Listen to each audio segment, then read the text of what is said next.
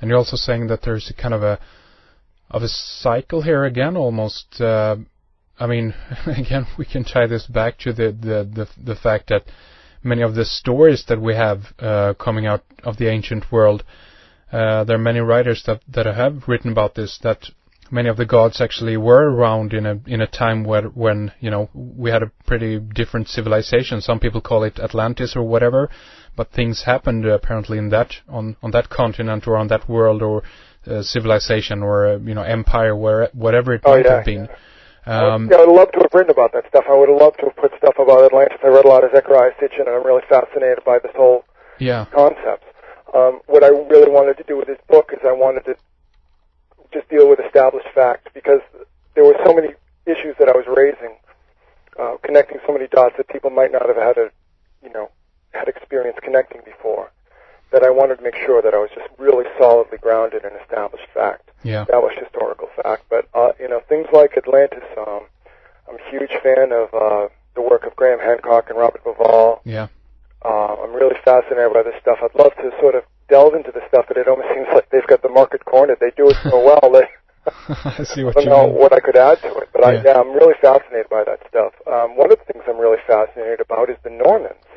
I'm really fascinated about how this society, this tribal society, sort of just popped out of nowhere and conquered England and France and Sicily and Syria all within 100 years, I mean, who are these guys? Where did they come from? And I'm really fascinated by the fact that if you look at the kingdoms, the Norman kingdoms, they all spawned these really powerful secret societies. I mean, England spawned the Freemasons, and France spawned the Knights Templar, particularly the Norman part of France.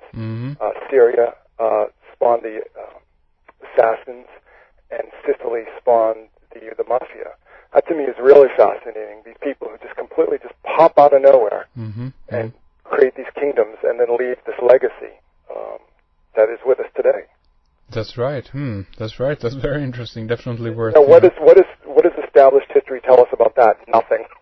Exactly. Well, there's so many points that they leave out, and part of this process now is to kind of piece the puzzle together. And what I find interesting here also, in regards to why I mentioned Atlantis and a little bit of that, is because in the book you bring up and talk about, among other people, of course, but during the kind of the Victorian era, during colonialism, when there was a kind of re-emergence of these stories again. We have excavations going on, archaeological digs around the world, with mainly people from England, France, and to some extent Germany, excavating Egypt and Sumer and stuff like that.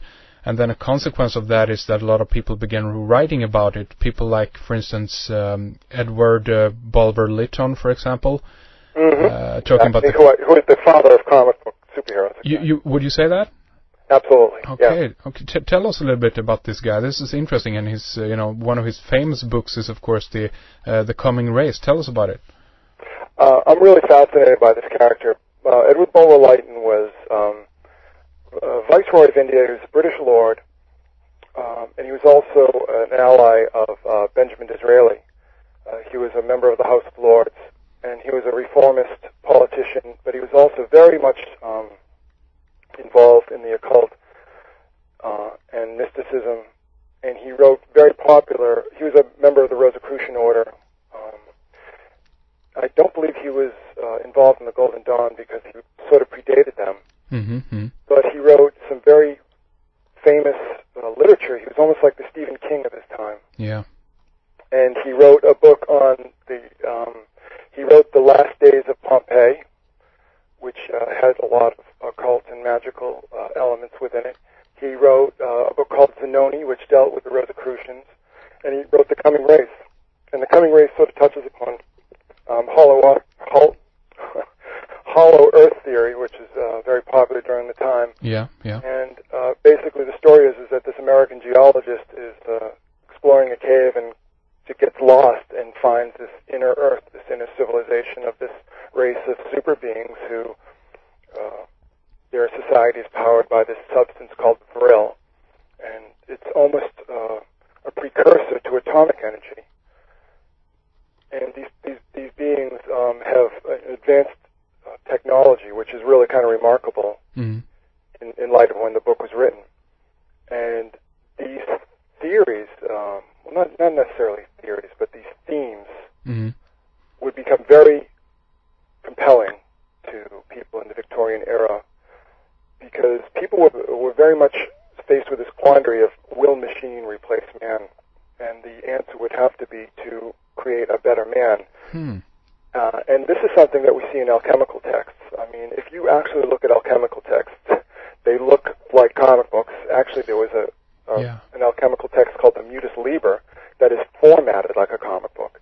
And I think the impulse here is, let's say, the conscious evolution of mankind, of, improving humanity.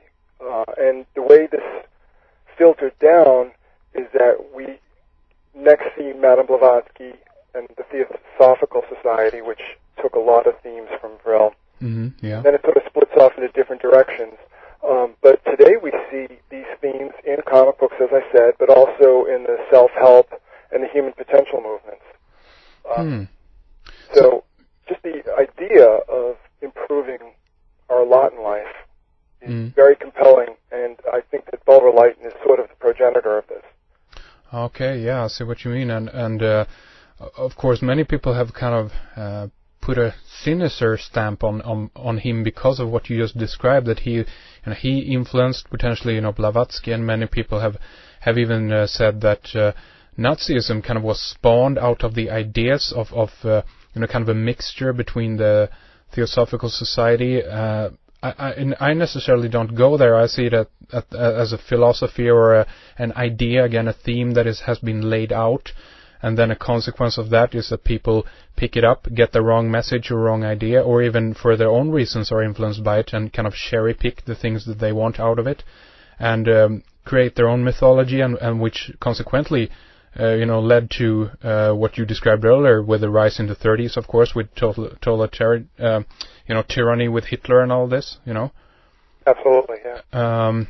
What's your take on the entire thing? I know that you elaborate a little bit on Lytton in the book, that potentially his ideas actually are dangerous to begin with, and they shouldn't have been brought forward, or do you think that he did a good thing? What's your take on it? It's like technology. First of all, so much of exposure that people have to things like Lytton or the occult or secret societies comes from a certain angle, comes from a certain take, and it comes from a lot of right-wing Christian fundamentalists who are going to see anything that they see as a competition to their worldview and their systems and their financial well-being as a threat. I can sort of step outside this and see the whole of it. I mean, I don't see this as as a partisan. But I think when you look at things like Vril, it's almost like technology. Technology is neutral. It's what human beings choose to do with technology. You talk about improving mankind, developing mankind's innate abilities. That is a technology. And in many ways, the Hermetic sciences, occultism, things like that are technologies. I don't think that they're inherently evil or wrong. I think what people choose to do with them is wrong. I mean, I don't necessarily trust secret societies. I think that secret societies had their place, during the Inquisitions and things like that. But today, when you hear about a secret society, your radar instantly goes up and you feel suspicious because, we have a free and open exchange of ideas today. Why do you need to act in secret? And then the occult. The occult just means secret. The occult to me is a misnomer, because everything that people were studying, the alchemists were studying in the Middle Ages and in the Renaissance, is available in every bookstore in America today. So, I mean, it's not really a cult anymore. Really what it is that it's a different technology. So what people choose to do with it is the question. And you got to study the individuals. I mean, Christianity, can either be incredibly benign or incredibly evil. It all depends on the individuals. There is so much conspiracy theory literature out there that is so extreme and so hysterical, and will paint everything that they see as being divergent from their very totalitarian worldviews as being evil. To me, that's incredibly dangerous, because all systems of thought are essentially technologies, and what people choose to do with them is the question. If you have evil intent, like the Nazis did, you are going to manifest evil. If you have benign intent, you'll do the opposite. Do you see what I'm saying? Yeah, definitely. Look at somebody like Carl Jung, who wanted to heal people and wanted to help people, and would draw upon a lot of the same things from Nietzsche and some of the occult revival of the late 19th century, because he saw these as being mythologies and systems of thought that are applicable in therapeutic psychology. So he wanted to do good with them. Hitler and Himmler and Alfred Rosenberg and all these people wanted to dominate and control every aspect of nature, every aspect of human life. So they drew upon these technologies to do evil. It all depends on what your intent is. I really don't believe that there is inherent evil in a novel. Yeah. You see what I mean? Yeah, definitely. It depends. Even a book, say a book like the Turner Diaries, which is about an extreme right-wing takeover of the United States. You can look at that book and use it as a window into a mind frame, into a mindset, or you can use that book as Timothy McVeigh did to cause destruction in the world. I think that it's all about human intent. So I don't think that people who do comic book characters or science fiction movies have evil. They want to entertain people and they want to uplift people. They're not trying to brainwash people. There is a certain amount of predictive programming, but to these people, it's benign. They want to, uplift humanity. Some people will see this differently and see it as mind control or whatever. It all depends on how you see it. I see what you mean, and I guess I want to take it in two different ways from what you just have said there. And the first one, I guess, is the most obvious. Since we're talking about bringing up the ancient gods again, or a retelling of the story, I certainly can understand that someone from a Christian perspective is kind of threatened by this. I mean, they go after the Harry Potter stories. I mean, they go after a whole all the stories basically that isn't biblical in nature, and talk about Christ as the only superhero. But I mean, I certainly would understand from their perspective then why they would kind of be threatened by it and so forth. Have you gotten any kind of that response to the book that Well, the book came out last week, so it's still a little early. Oh, really? Yeah. Okay, I thought it was been. I have to deal with it. Okay, I see. I have my arguments at hand. Yeah. I just wanted to say, Harry Potter is very popular. My problem with Harry Potter, and there's a very influential comic book creator named Neil Gaiman who created The Sandman, and he's also involved with its production of Beowulf that's coming out now. He sees Harry Potter as having a dark side, not because of witchcraft or occultism, but because of the boarding school system that he grew up in, that he has experience in, and he knows it's very, can be very oppressive and, has totalitarian undercurrents to it. So, I mean, there's always been something that's bothered me about Harry Potter, and I think it's that glorification of this militaristic boarding school milieu. Does that make sense to you? Sure, I see what you mean.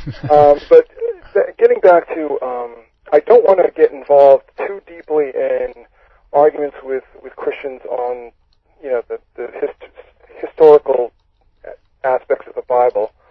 But there are characters in the Old Testament that very much have counterparts in mythology, and Samson. Oh yeah. And also Elijah. I mean, I really researched Elijah's history, and it's really fascinating to me. There's so many parallels with Hercules and with Helios. Just the fact that, to me, it's the story of Elijah is like a story of the battle of the sun gods. If you read those stories in the Old Testament, so I want to kind of avoid